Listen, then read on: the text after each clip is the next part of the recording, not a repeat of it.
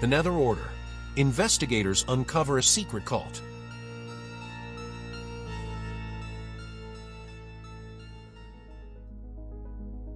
The sea charts showed nothing. No marker, no coordinates, no warning symbols indicating reefs, shoals, or hidden land. Across every official maritime database, the stretch of ocean where the Māreka Atoll supposedly existed was represented by an uninterrupted expanse of deep blue. Officially, the island did not exist. Yet somewhere in the vast emptiness of the South Pacific, thousands of kilometers from the nearest commercial shipping route, Māreka endured. The tiny ring-shaped atoll, formed around the remnants of an ancient volcanic caldera, lay concealed beneath a tangled web of bureaucratic errors, contradictory records, and missing documentation. Different governments classified the area differently. Some archives listed it as a navigational mistake. Others referenced an island that had supposedly sunk beneath the sea decades earlier. Satellite imagery was inconsistent, and requests for clarification disappeared into administrative dead ends. To most of the world, Māreka was little more than a rumor, an unnamed speck lost among countless islands scattered across the Pacific. But even its name made men unwilling to venture anywhere near there. Māreka in Polynesian meant place of the relentless or haunted spirit. To select few, however, it was something entirely different. For the wealthy and powerful who received the invitation, Māreka was paradise. A private sanctuary reserved for billionaires, celebrities, political leaders, and individuals whose influence shaped nations. Guests arrived aboard luxury yachts, private jets, and charter helicopters. They returned with stories of pristine beaches, crystal lagoons, unrivaled luxury, and experiences so extraordinary they refused to discuss them publicly. Most never spoke of the island at all. To investigators Daniel Cross and Mariah Putra, that silence was precisely what made Māreka dangerous. The investigation had begun with a series of incidents so bizarre that few agencies took them seriously. A technology billionaire vanished less than a month after returning from an exclusive island retreat.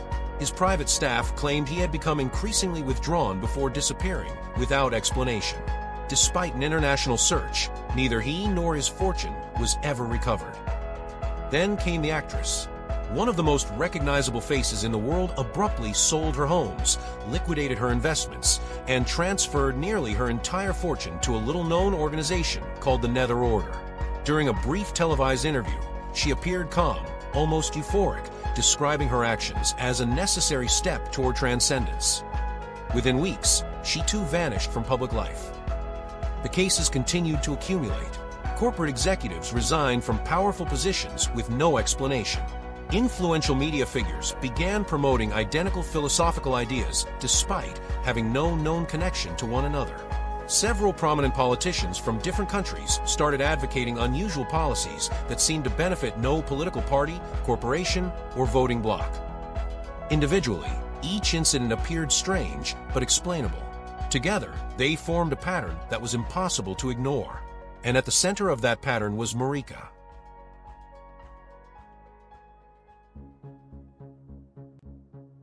Daniel sat across from Mariah in the dim glow of an underground operations room.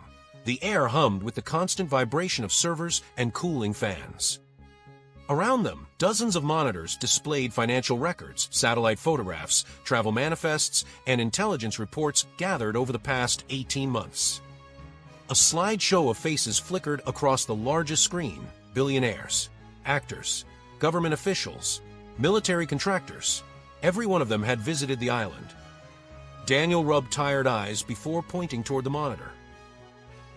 Every single one. Different countries, different industries, different backgrounds. He tapped a key. They all went to Māreka.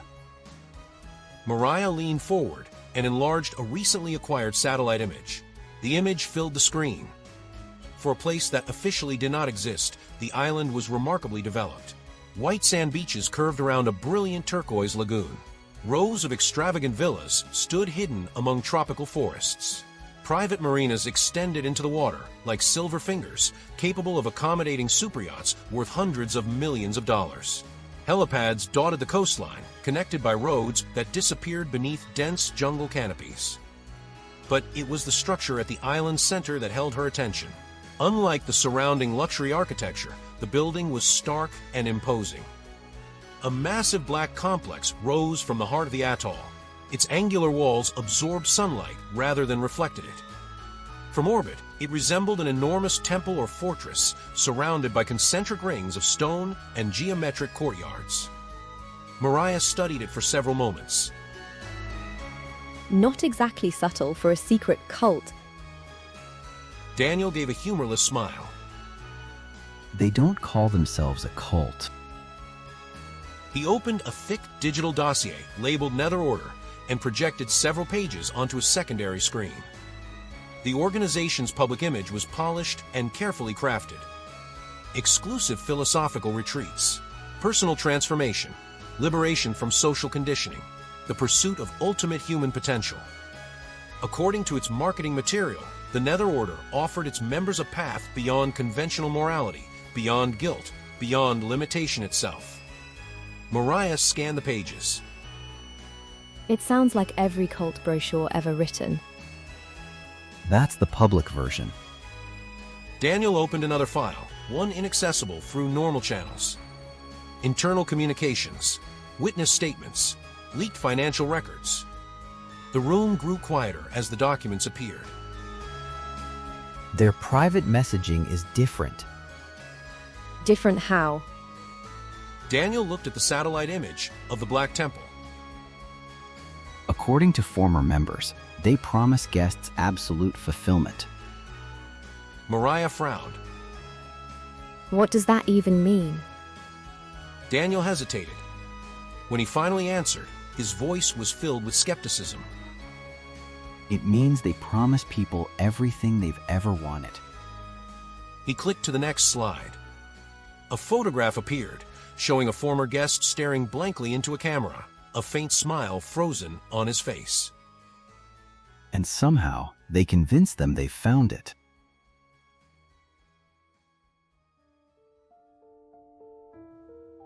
The Nether Order's recruitment strategy was deceptively simple and devastatingly effective. They understood a truth that most organizations overlooked: people could be controlled more easily through desire than through fear. The wealthy arrived seeking indulgence beyond anything money could normally purchase. They wanted experiences unavailable to the public, pleasures reserved for an elite few. Māreka promised exactly that. The lonely came searching for something deeper: friendship, acceptance, purpose, a community that would finally make them feel seen and valued. The powerful sought influence. They wanted access to influential networks, private alliances, and opportunities to shape events behind closed doors. Whatever a guest desired, the Order ensured they found it. Upon arrival, visitors were treated like royalty. Private beaches stretched for kilometers without another soul in sight. Luxurious villas overlooked turquoise lagoons. Personal attendants catered to every whim. Rare wines flowed freely. Gourmet meals were prepared by world-renowned chefs. Exotic entertainment continued long into the night beneath lantern-lit pavilions and starlit skies. No request was too extravagant. No secret was judged. No vice was denied. Guests quickly came to believe they had discovered the most exclusive retreat on Earth. And in a sense they had. Membership in the Order appeared remarkably straightforward. There were no complex initiation rites, no public displays of devotion, and no immediate demands for sacrifice. Only two requirements existed: money and allegiance. The first requirement was obvious. The second seemed harmless. After several days of celebration, relaxation, and carefully orchestrated hospitality, guests were invited to participate in a ceremonial gathering within the island's central temple. There, beneath towering black walls, illuminated by flickering golden light, they recited a simple oath pledging loyalty to the ideals of the Nether Order. Most attendees viewed the ceremony as little more than theatrical symbolism, a marketing exercise, an exclusive club's version of a membership agreement. Many laughed about it afterward. None suspected that the true initiation had begun long before they entered the temple. Every meal served on Māreka contained microscopic quantities of an experimental narcotic compound developed in secret laboratories funded through shell corporations and hidden research grants. The amounts were so small they escaped detection by conventional toxicology screenings. Guests never felt intoxicated. They never experienced hallucinations. There were no obvious symptoms, no dizziness, no memory loss, no indication that anything was wrong. Instead, the compound worked with terrifying subtlety. It lowered mental resistance, softened skepticism, increased trust, made the brain unusually receptive to suggestion. Individuals remained fully conscious and seemingly in control of their actions, unaware that invisible barriers protecting their thoughts were slowly being dismantled. By the time guests recognized how comfortable and connected they felt, the process was already well underway. Each evening, visitors gathered inside the temple's enormous central hall. To outsiders, the events resembled lavish social functions. Music echoed through marble chambers. Champagne glasses clinked. Influential figures mingled beneath soaring ceilings decorated with intricate geometric patterns. Laughter filled the air. Conversations flowed effortlessly. Yet hidden beneath the music was something else. Embedded deep within the soundscape were carefully engineered audio frequencies designed to bypass conscious awareness. The tones were inaudible to most listeners, not loud enough to notice, not distinct enough to identify, but they were there, hour after hour, night after night. The frequencies synchronized with carefully scripted conversations, visual cues, and psychological conditioning techniques refined through years of experimentation. While guests relaxed and socialized, their subconscious minds absorbed every word, every message, every command. Suggestions were planted like seeds beneath fertile soil. Trust the order, serve the order, protect the order, return when called. Some instructions were simple. Others were frighteningly specific. Financial decisions, political actions, personal relationships, future missions. Entire behavioral patterns could be implanted and concealed beneath layers of false memory and rationalization. When guests eventually departed Māreka, they believed they were leaving with nothing more than pleasant memories and a renewed sense of purpose. In reality, they carried something far more dangerous. The commands remained buried deep within their minds, hidden beyond conscious reach, dormant, silent, waiting. And somewhere within the Black Temple at the center of the island, the leaders of the Nether Order maintained records on every initiated member, knowing precisely when and how to awaken the instructions they had implanted. The members thought they had purchased paradise, but the price they had actually paid was ownership of their own minds.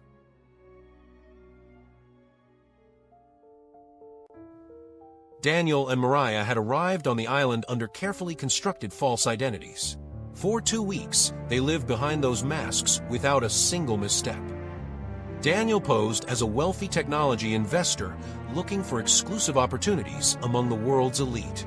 Mariah played the role of a retired diplomat seeking privacy after decades in international service.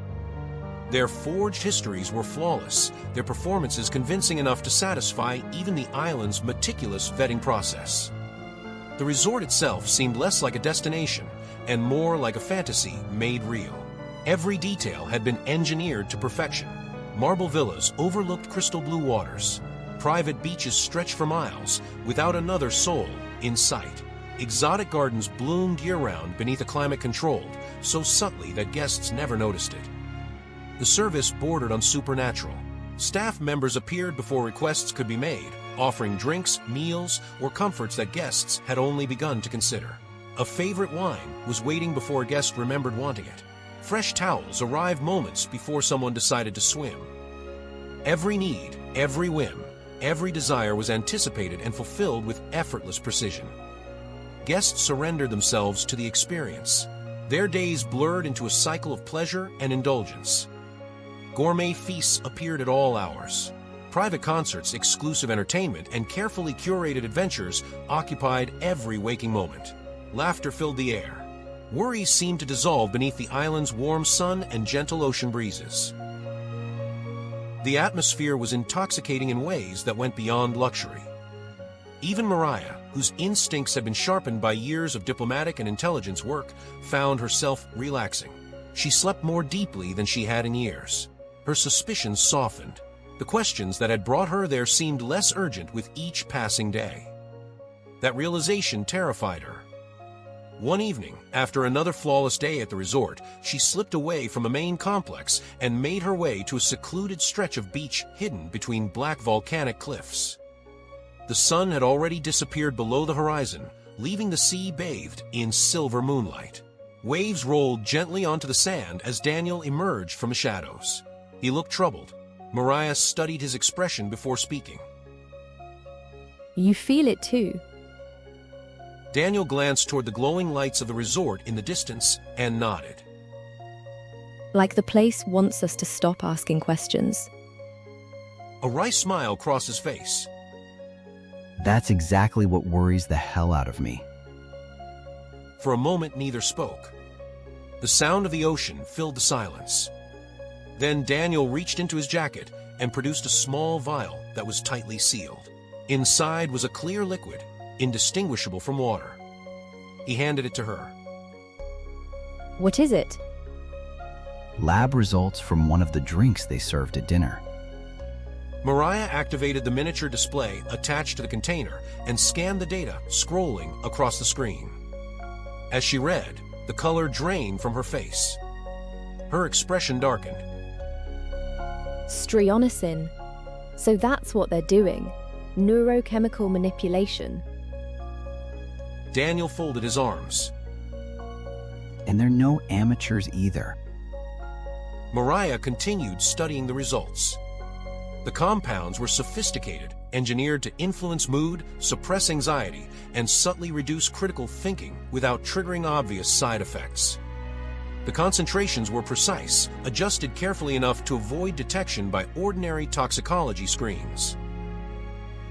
This isn't designed to control people outright. It's designed to make them comfortable, compliant. Daniel nodded. And happy enough not to look too closely. A chill passed through Mariah despite the warm night air. She looked back toward the resort. From this distance, it resembled a paradise of golden lights scattered along the shoreline. Music drifted faintly across the water. Guests were probably laughing, drinking, and enjoying another perfect evening. For the first time, the resort no longer looked welcoming. It looked like a trap. Mariah closed the data display and met Daniel's gaze. Whoever designed this knew exactly what they were doing. And they've been doing it for a long time. The waves crashed softly against the shore as the two investigators stared at the glittering island sanctuary, both realizing the same unsettling truth. The luxury resort wasn't just an attraction. It was a delivery system.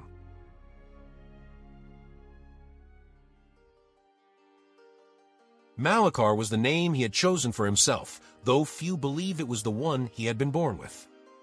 Rumors about his true identity circulated constantly among guests and followers.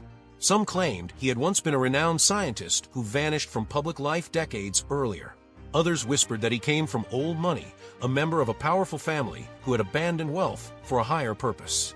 There were even those who insisted he had no past at all, that Māreka had simply appeared one day fully formed, as if history itself had created him. No one knew the truth. What everyone agreed upon was his presence. He was tall and impeccably composed, moving with a measured grace that drew attention without ever seeming to demand it. His silver-streaked dark hair framed sharp aristocratic features, while his steady gaze carried an unsettling intensity. He spoke softly, yet people instinctively leaned closer to hear him. There was no arrogance in his manner, no obvious hunger for admiration. He behaved like a man who no longer needed approval. The confidence he projected came from something deeper, a certainty that his place in history was already secured. Every evening, as the sun disappeared beneath the horizon, guests gathered within the island's ancient temple. The structure dominated the resort's highest ridge, its black stone walls visible from nearly every point on the island. At its center stood a massive obsidian dome that reflected torchlight like polished glass.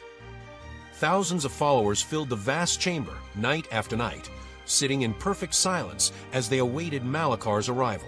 When he finally stepped onto the elevated platform at the center of the hall, the atmosphere transformed. Conversations ceased instantly, eyes fixed upon him. The air itself seemed to grow heavier. Māreka never shouted. He never relied on dramatic gestures or theatrical displays. Instead, he spoke with calm precision, weaving together philosophy, spirituality, psychology, and science into a seamless narrative that captivated his audience. He spoke of humanity's limitations, of fear, of suffering, of the invisible chains imposed by society, tradition, and individual weakness. Then he offered something greater: transcendence.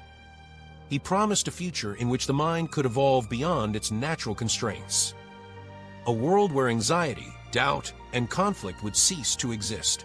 A new stage of human existence guided by enlightenment rather than chaos. His words resonated deeply. People who arrived skeptical found themselves listening. People who listened found themselves believing. People who believed found themselves returning night after night.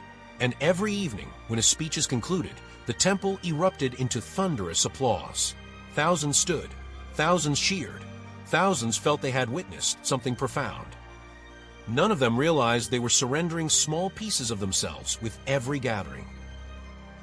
Daniel suspected something was wrong, long before he understood why. During one particularly crowded assembly, he concealed a high-fidelity recording device inside the collar of his jacket and captured every second of Māreka's speech. The equipment was designed to detect frequencies beyond normal human hearing, and Daniel hoped it might reveal evidence of the resort's manipulation techniques. Afterward, he and Mariah retreated to a secure room hidden within their villa. Hours passed as Mariah analyzed the audio. The room remained dark except for the glow of computer monitors. Waveforms stretched across multiple screens. Layers of sound appeared and disappeared as she isolated individual frequencies. At first, everything seemed normal. Then she noticed an anomaly, a series of patterns buried beneath the audible recording. Her posture stiffened. What the hell is it? Mariah didn't answer immediately. She adjusted several filters and reran the analysis. The patterns became clearer.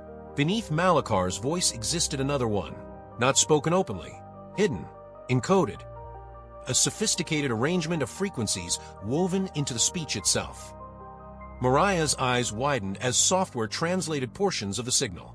Repeated phrases emerged. Trust, accept, release doubt, follow, obey. The words weren't consciously detectable. The audience would never hear them directly. Instead, the messages slipped beneath conscious awareness, bypassing rational thought entirely. Daniel stared at the screen. Tell me that's not what I think it is. Mariah shook her head. No, it's worse. She isolated another sequence and played it back through specialized equipment. A low pulse filled the room. Almost immediately, Daniel felt a subtle shift in his mood, a strange sensation of calm that vanished as soon as the playback stopped. His expression hardened. He's conditioning them. Mariah nodded. The sophistication of the technique was staggering. Whoever had designed it possessed an advanced understanding of neuroscience, behavioral psychology, and acoustic engineering. The hidden frequencies reinforced emotional responses while weakening critical resistance, gradually reshaping patterns of thought over time. Daniel paced across the room. But for what? Mariah remained silent for several seconds. Her gaze lingered on the decoded commands scrolling across the monitor. Then she looked up. A chill ran through Daniel as he saw the concern in her eyes. I don't think they're being recruited. What's it about then? Mariah turned one of the displays toward him. On the screen, timestamps from multiple speeches revealed a progression. The commands grew more complex each week, more specific, more focused, not indoctrination. Her voice was filled with apprehension. They're being prepared. The realization settled heavily between them. Outside their villa, music drifted across the island. Guests laughed, glasses clinked. Another perfect evening continued beneath the stars. Inside, Daniel and Mariah stared at the evidence and understood that whatever Māreka was building, it extended far beyond a mere cult. The speeches were not the end goal. They were merely the first stage. Prepared for what, though?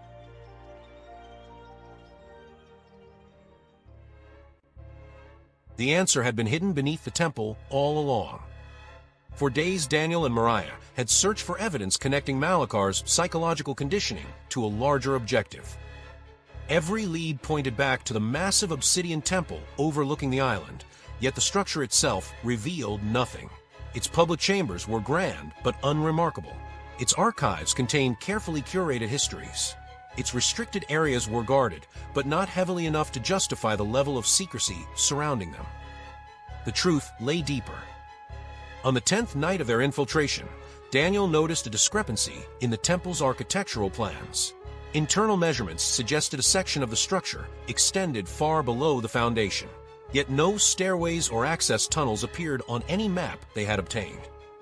Someone had deliberately erased an entire level. Shortly after midnight, they returned to the temple. Most guests were asleep. The remaining followers attended private meditation sessions elsewhere on the island. The enormous sanctuary stood silent beneath the moonlit sky. Moving carefully through empty corridors, they reached Malakar's private chambers. Hidden behind a rotating wall panel disguised as part of the stonework, they discovered an elevator unlike anything else in the complex. It contained no buttons, no markings, no visible power source. The doors slid open soundlessly as they approached. Daniel exchanged a glance with Mariah. Neither spoke. Then they stepped inside. The descent lasted far longer than it should have. Seconds stretched into minutes. The temperature dropped steadily. The smooth, mechanical hum of the elevator eventually faded into something stranger, a low vibration that seemed to resonate through their bones. When the doors finally opened, both investigators stood frozen. The cavern before them defied comprehension. It stretched hundreds of meters beneath the island, an immense subterranean cathedral carved into volcanic rock. Towering walls disappeared into darkness beyond the reach of their lights. Massive columns of black stone rose from the depths like the remains of a forgotten civilization. Ancient symbols covered every visible surface. Thousands of them, perhaps millions. They spiraled across walls, ceilings, and pillars in intricate patterns that seemed almost alive beneath the beam of a flashlight. At regular intervals throughout the cavern stood enormous monoliths carved from polished black stone. Each towered several stories high and was etched with the same impossible symbols. Together they formed a circle, a vast ring surrounding a colossal pit at the cavern's center. Daniel and Mariah approached cautiously. As they reached the edge, both felt their breath catch. The pit descended into darkness so profound that their lights failed to reach the bottom. And there, suspended above the abyss on a platform of smooth black stone, stood the structure.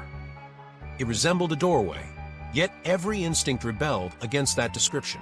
Its proportions felt wrong. Its angles seemed to shift whenever they looked away. The material from which it had been constructed reflected no light and possessed no recognizable texture. It appeared neither metal nor stone, neither organic nor artificial. It simply existed, ancient, silent, impossible. And it was old, not merely centuries old, not even millennia. The structure radiated an age that seemed beyond calculation, as though it had stood there long before humanity's first cities rose from the earth, long before recorded history, perhaps before history itself. A faint pulse emanated from its surface, slow, rhythmic, like a heartbeat. Thump. Thump. Each pulse sent subtle vibrations through the cavern floor.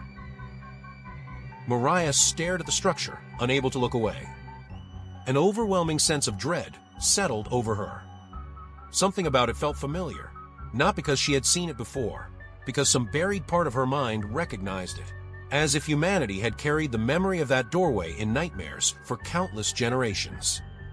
She tore her gaze away and focused on the inscriptions carved into the surrounding stone.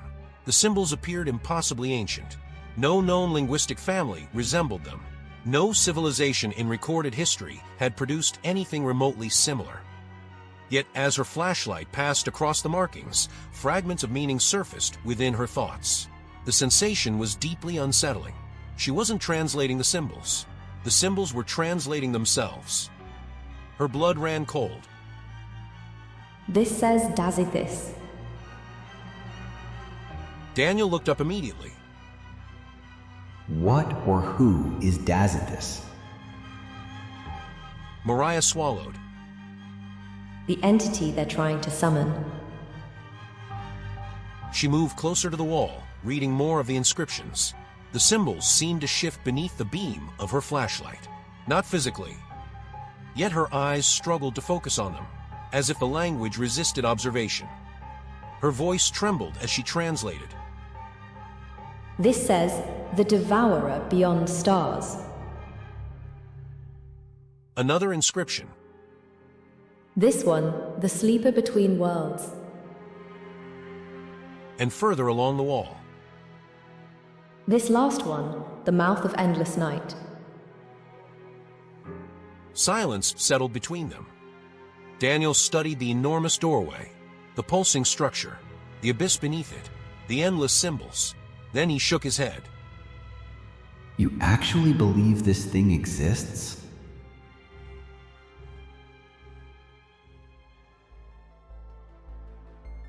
Before Mariah could answer, the doorway pulsed again. This time the reaction was immediate. The entire cavern trembled. Dust cascaded from the ceiling. The monoliths vibrated with a low, resonant hum. Then came the sound, a distant noise echoing upward from somewhere beyond the doorway. Not from behind it, not from beneath it, from somewhere impossible. The sound possessed no recognizable source. It was neither human nor animal, neither mechanical nor natural. It resembled the groan of shifting continents, the cry of something unimaginably large awakening after an endless sleep. And beneath it lurked something worse. Awareness, the unmistakable sensation that something on the other side had noticed them. Daniel felt every muscle in his body tighten. The sound lasted only seconds. Then it vanished. The cavern fell silent once more. But the silence felt different now. Occupied, watching. Daniel no longer needed convincing. Neither of them spoke as they retreated from the pit. The implications became clear only after they accessed the Order's hidden archives. The final ritual was scheduled for the summer solstice, 3 days away. Everything Malachar had built, every speech, every recruitment campaign, every luxury resort, every hidden laboratory, every manipulated follower, it had all served a single purpose: preparation. For decades, the Nether Order had quietly expanded across the globe. Politicians, corporate executives, military officers, media personalities, celebrities, financiers, and influential social figures had all passed through the island. Most never realized what had happened to them. They left believing they had attended an exclusive retreat, a life-changing spiritual experience, a networking opportunity, a paradise vacation. Instead, they carried something with them. Dormant commands embedded deep within their subconscious minds. Psychological triggers waiting patiently for activation. Thousands of them, perhaps tens of thousands, spread across every continent, waiting. At precisely the moment of the ritual, the Order intended to unleash its final command. The phrase would be broadcast worldwide: television, radio, streaming services, social media advertisements, podcasts, public announcement systems, even emergency alert networks secretly compromised by Order operatives. A single sentence, simple, harmless, meaningless to ordinary listeners, yet devastating to those who had undergone conditioning. The moment they heard it, the dormant programming would activate, simultaneously, across the entire world. Daniel reviewed the projected outcomes in stunned silence. Financial markets would collapse as programmed followers initiated massive, unauthorized transfers. Critical infrastructure would suffer coordinated sabotage. Power grids, transportation hubs, communication networks, water systems. Political leaders and public figures marked by the Order would be targeted for assassination. Others would orchestrate riots, bombings, kidnappings, and mass killings. And the most devoted followers, the ones subjected to the deepest conditioning, would perform ritual sacrifices according to instructions implanted years earlier. The scale of the projected catastrophe was almost beyond comprehension. Millions could die. Entire governments could fall. Civilization itself might fracture beneath the resulting chaos. Yet, according to the Order's archives, those outcomes were not the objective. They were merely fuel. The documents described a final offering, a convergence of fear, death, despair, violence, Human suffering concentrated on a global scale. The Great Offering. And according to every text, every prophecy, every ritual instruction hidden beneath the temple, the purpose of that offering was singular. To weaken the boundary between worlds. To open the gateway. To awaken Dazithis. To allow something ancient, patient, and hungry to step into reality. As Daniel finished reading, a terrible realization settled over him. The Order did not view the coming catastrophe as the end of humanity. They viewed it as a beginning. And with only 3 days remaining until the summer solstice, the countdown had already begun.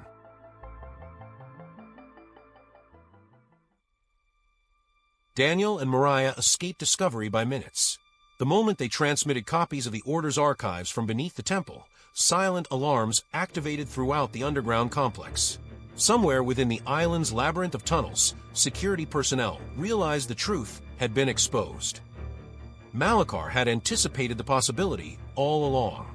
He had welcomed investigators before, journalists, government agents, corporate spies, curious skeptics.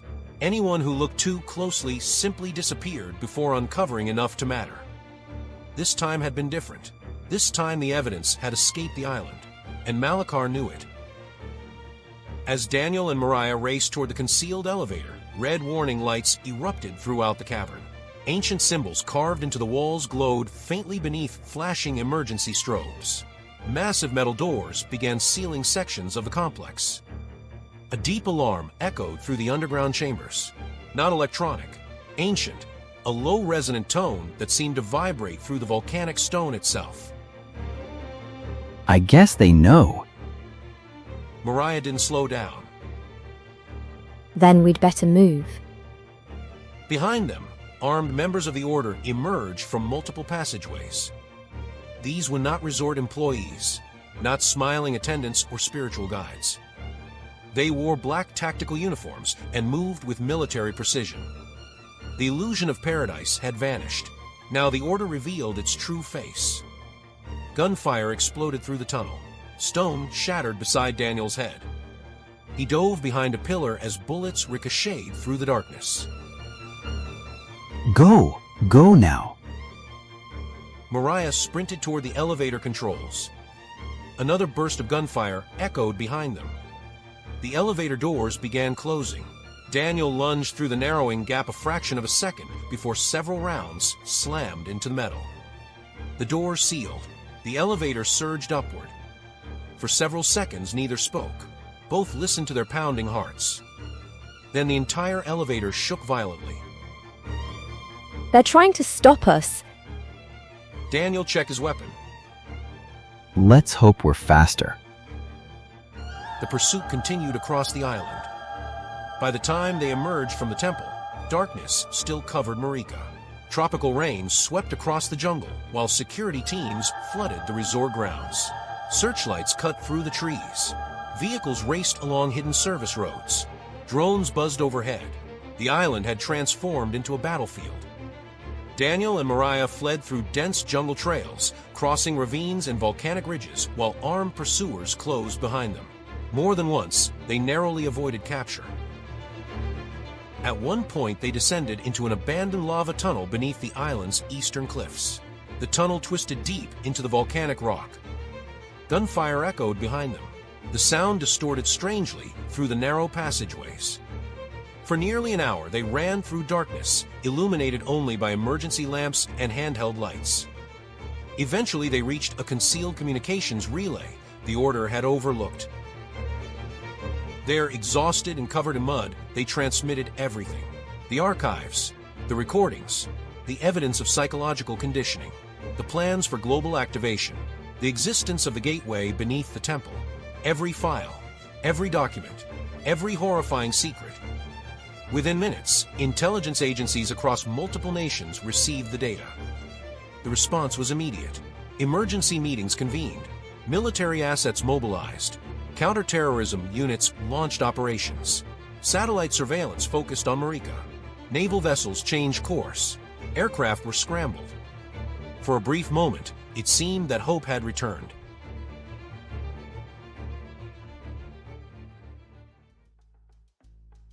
Then reality intervened. It wasn't enough. The summer solstice arrived before military forces could reach the island. The ritual began. Deep beneath the temple, thousands of followers gathered around the colossal pit. Torchlight flickered across black monoliths.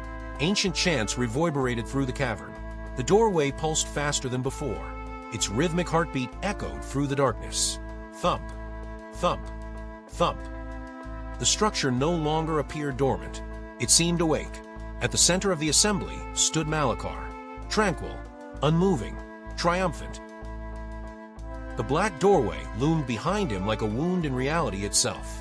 Darkness flowed across its surface. Not shadow, not absence of light, something deeper, a darkness that seemed to consume observation itself. The air around the gateway distorted as though space struggled to maintain its shape. The temperature dropped, the cavern trembled, and from somewhere beyond the doorway came distant sounds. Massive sounds, the movement of something impossibly large, something approaching. Far above the cavern, inside the Order's communication center, the final stage was already underway. Compromised servers linked together across the globe. Television networks, radio stations, streaming services, digital advertising platforms, emergency notification systems, all prepared to broadcast a single sentence. One trigger phrase, one command, the culmination of decades of preparation. Daniel burst into the control center moments before transmission. Armed cultists immediately engaged him. Gunfire erupted across rows of computer terminals. Glass exploded, monitors shattered, sparks showered from damaged equipment. Meanwhile, Mariah raced toward the primary communications console. Lines of code streamed across multiple screens. The countdown had already begun. 30 seconds. Her stomach tightened. 30 seconds. Daniel fought his way across the room, forcing attackers back from the control platform. Can you stop it? I'm trying to. Her fingers flew across the keyboard. Security systems blocked every route. Encrypted firewalls, redundant backup servers, automated recovery protocols. The Order had planned for sabotage. Every safeguard they encountered consumed precious seconds. 20 seconds. Across the world, compromised networks synchronized. Television broadcasts prepared to switch feeds. Radio transmitters queued activation commands. Streaming platforms established emergency override connections. 15 seconds. Below the temple, Māreka raised his arms. The crowd answered with a deafening roar. The doorway pulsed violently. The cavern shook. 10 seconds. Mariah's eyes scanned endless system logs. Searching, hunting, desperate. Then she saw it. A maintenance protocol buried deep inside the system architecture. Crude, simple, old, created for emergency shutdown procedures decades earlier. Forgotten, overlooked, exactly the kind of flaw brilliant engineers often ignored. A smile crossed her face. Yes, I've got you. Daniel glanced toward her. What have you found? She didn't answer. Her fingers moved faster. Commands flashed across the screen. Override requests. Authentication bypasses. System reroutes. 5 seconds. The trigger phrase appeared across every monitor. Ready for worldwide transmission. 4. The emergency protocol activated. 3. Primary servers lost synchronization. 2. Backup systems attempted recovery. 1. Transmission initiated. For a heartbeat, the world hung on the edge of catastrophe. Then every compromised network displayed the same message. Transmission error. Television screens flashed static. Radio broadcasts cut briefly to silence. Streaming services displayed connection failures. Emergency systems rejected the command. The trigger phrase never transmitted. Not once. Not anywhere. Across the globe, thousands of conditioned followers continued their ordinary lives. Business executives finished meetings. Politicians attended dinners. Military officers reviewed reports. Ordinary people slept peacefully in their homes. None of them knew how close they had come to becoming instruments of mass destruction. None of them knew an invisible command had nearly reached them. And none of them realized that, for a single terrifying moment, the fate of the world had rested on one overlooked maintenance protocol and a woman fast enough to find it.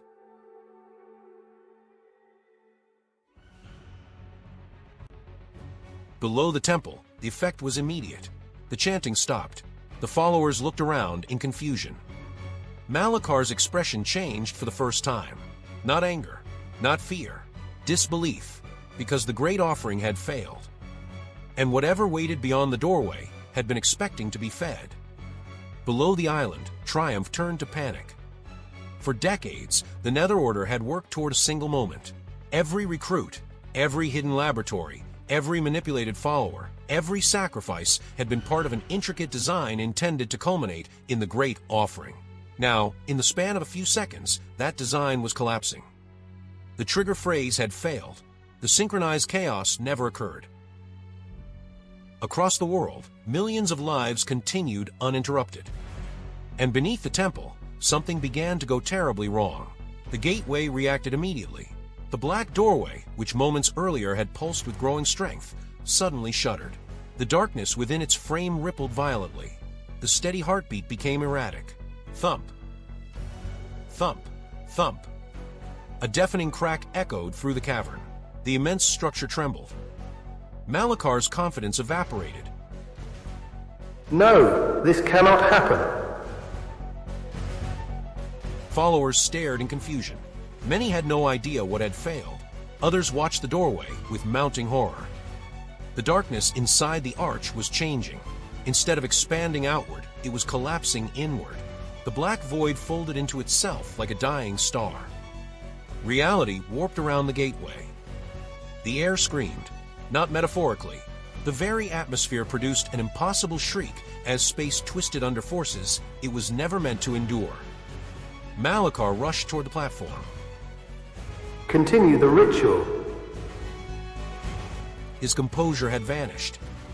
For the first time, everyone saw genuine fear in the cult leader's eyes. Keep chanting. The remaining cultists obeyed. Thousands of voices rose together. Ancient words thundered through the cavern. The monoliths responded with a low vibration. But it was too late. The ritual's foundation had already been destroyed. Without the great offering, the gateway lacked the energy required for stabilization. What had begun as an opening was becoming a collapse. The cavern shook violently. Chunks of stone rained from the ceiling. Massive fractures spread across the surrounding walls. One of the towering black monoliths split down the middle with an explosive crack. Another toppled into the abyss. The ground lurched beneath everyone's feet. People screamed. Panic spread through the crowd. Then the doorway fractured. A thin crack appeared across its impossible surface. Dark energy leaked from the wound. A second crack followed, then a third. The archway groaned. The sound resembled the breaking of continents. Daniel grabbed Mariah's arm. They had been watching the whole event unfold through the monitor in the main communications center. The floor below them began to rumble, as if an earthquake had struck. The entire structure seemed to be compromised. We have to go. We have to go now. She didn't move. Something had appeared within the collapsing darkness. At first she thought it was an illusion, a trick of shifting shadows. Then it opened, an eye, a single eye, looking through the dying gateway. Daniel froze. Every sound vanished. Every thought stopped. The eye was so vast that its actual size defied understanding. It seemed larger than mountains, larger than oceans, larger than the world itself. Endless layers of impossible colors moved within its iris. Entire storms appeared to churn beneath its surface. It was ancient, not ancient in the sense of civilizations or planets, ancient in a way the human mind struggled to comprehend, as though it had existed before stars first ignited in the darkness, before galaxies formed, before time possessed meaning. And it was hungry.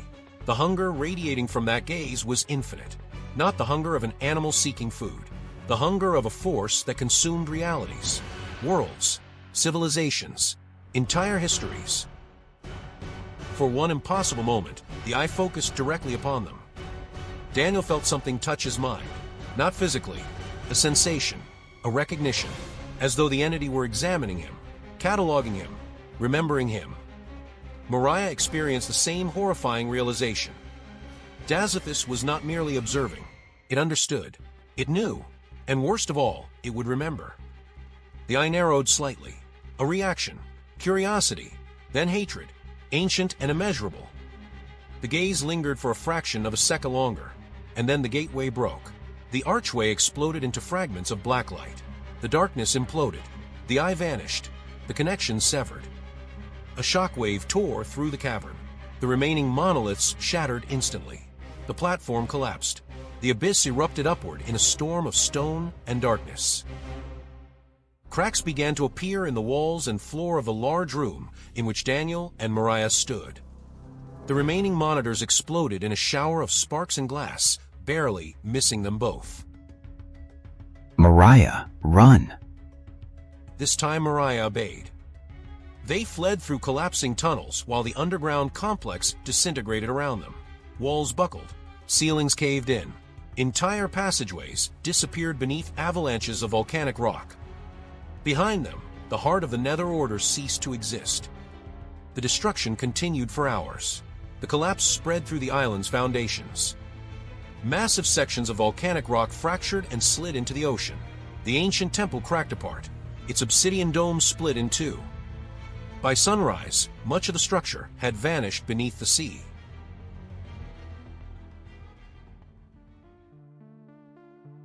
When military vessels finally arrived, they found only devastation.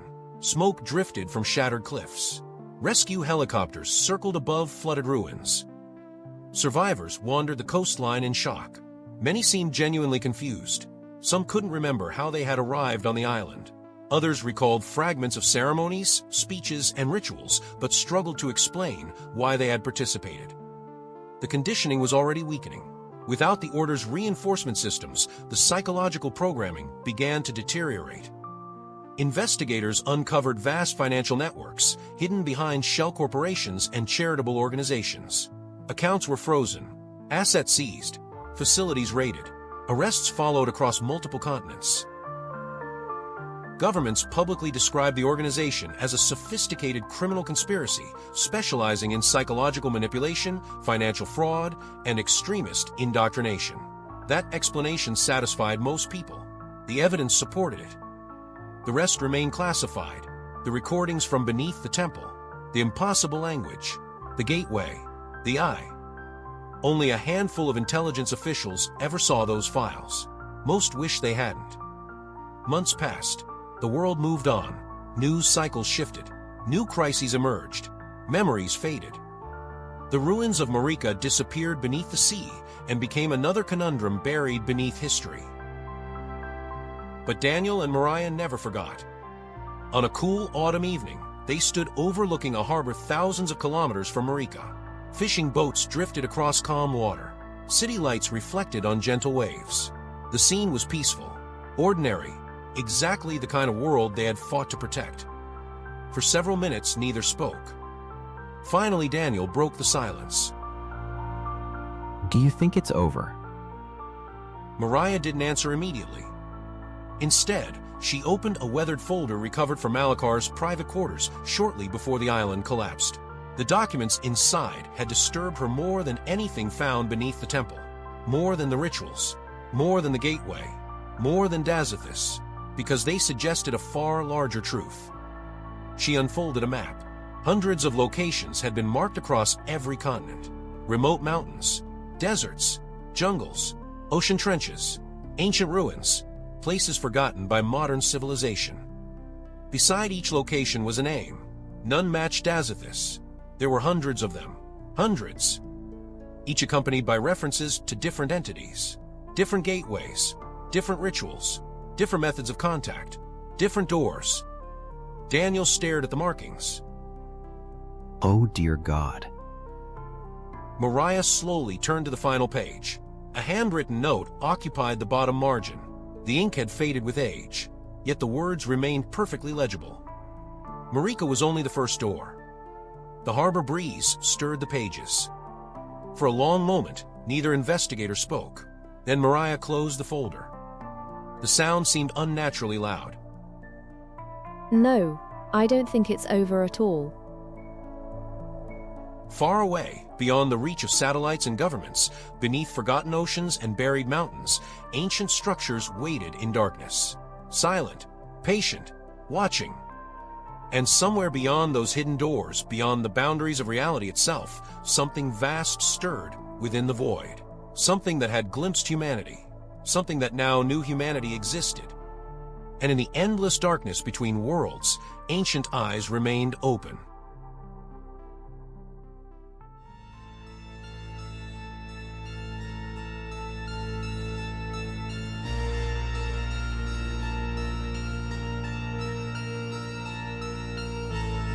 If you enjoyed this tale, please give it a like, leave a comment, and subscribe. It would mean the world to us.